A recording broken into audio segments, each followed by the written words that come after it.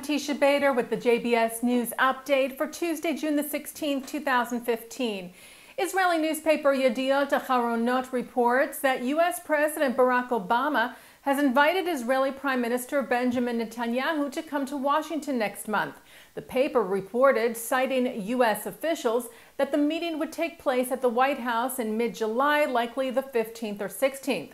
However, according to Reuters, the Prime Minister's office denied receiving such an invite from Washington, and the White House has not yet confirmed it either.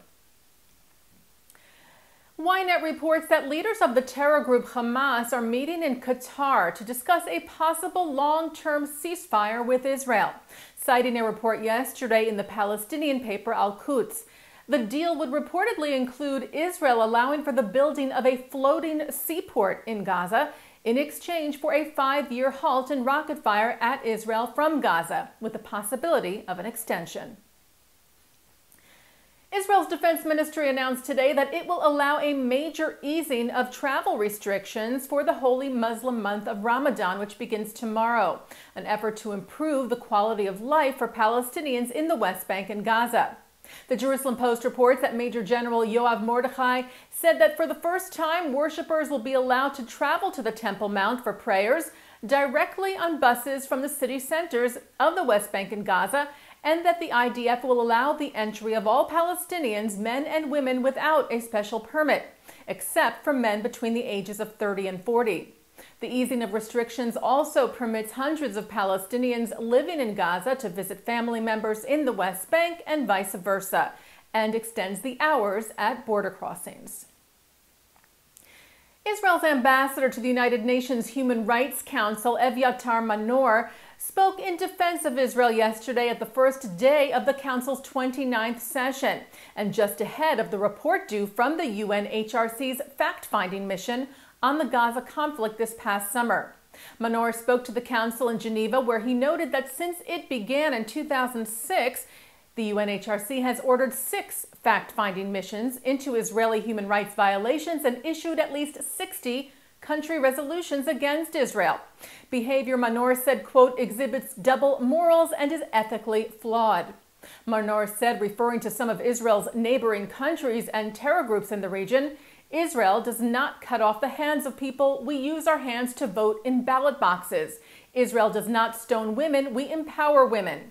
The report from the UNHRC, known for its bias against Israel, is set to be released this week and is expected to charge Israel with war crimes.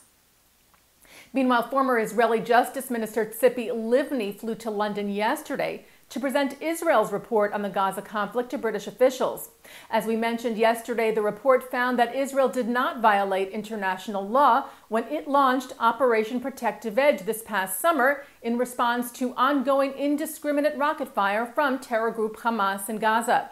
Livni told British Minister for the Middle East and North Africa Tobias Ellwood, it is important that the British government have an accurate picture of the factual, ethical, and legal reality, because the UN report is expected to be so twisted and anti-Israel. The foreign minister of Cyprus confirmed yesterday that a 26-year-old Lebanese Canadian arrested last month accused of planning attacks on Jewish and Israeli tourists was found to have links to terror group Hezbollah. Foreign Minister Yanis Kassoulidis told reporters that the suspect was found to have large amounts of ammonium nitrate, a known component in the making of explosives, in the basement where he was staying in the city of Larnaca, and confirmed the man's ties to the terror group. The president of Cyprus, Nikos Anastasiadis, is currently visiting Israel.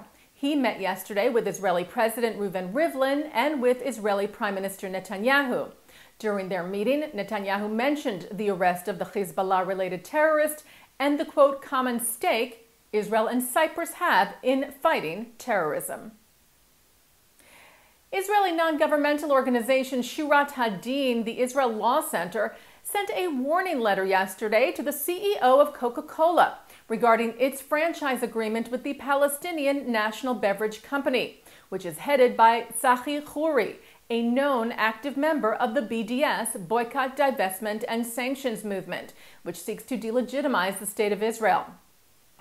Nitzana Darshan-Leitner, who leads the Israeli civil rights group, said they were putting the Coca-Cola company on notice regarding its affiliation with Khoury, noting that efforts by the BDS campaign are unlawful racial discrimination on the basis of national origin and/or race, creed, and religion, urging Coca-Cola CEO Mukhtar Kent to not let his company affiliate itself with any person or entity calling for such efforts. And turning now to our programming for tonight, Tuesday, June the 16th, at 8 o'clock, a panel discussion exploring the challenges and benefits of creating an interfaith family from the Museum of Jewish Heritage, co-presented by the Jewish Daily Forward. Then at 9, Mark Golub sits down with Elizabeth Bettina, author of It Happened in Italy, The Untold Stories of How the People of Italy Defied the Horror of the Holocaust.